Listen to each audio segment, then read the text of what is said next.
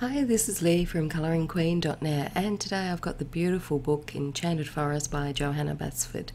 There's a number of books out that have very similar names.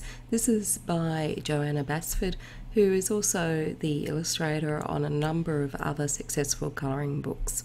You can usually recognise Johanna's colouring books because they tend to come with a cover that you can slip off, and it's usually got some elements on it that have been embossed with gold foil, and the cover is always colourable and the inside of the cover is always colourable as well.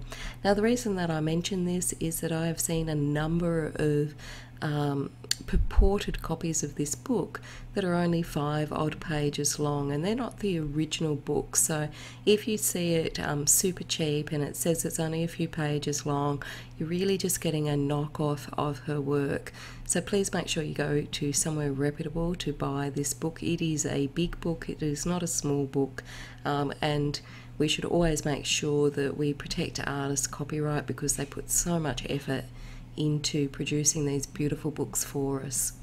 Now, the Enchanted Forest is just as beautiful as Johanna's other work, except I always do have to say that it is printed on both pages. So if you're a real Sharpie fan or a marker fan, then you do have to make that choice of whether you want to take the risk with bleed through or marker coming through onto the other page. Always use a piece of paper in between it and test it at the front of the book. Now, I did a tester and my Sharpie did show through as a mark, but it didn't actually bleed through.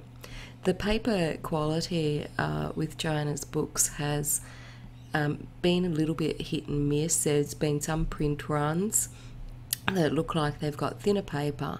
The book that I have has got quite thick paper and it's cream, and I personally don't see any problems with colouring it, but there has been a number of different print runs of this book.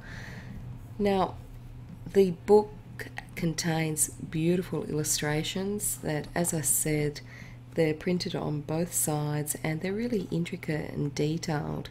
And like all her books, there's a little inky treasure hunt there for you to find items along the way to unlock the castle. And if, of course, you don't find those items, then of course the answers are at the back and you can unlock the castle yourself.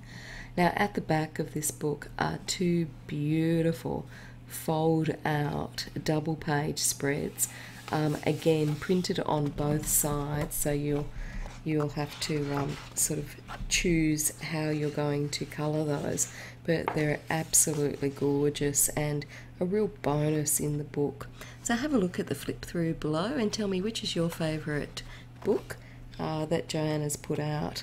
I like them all, I can't decide.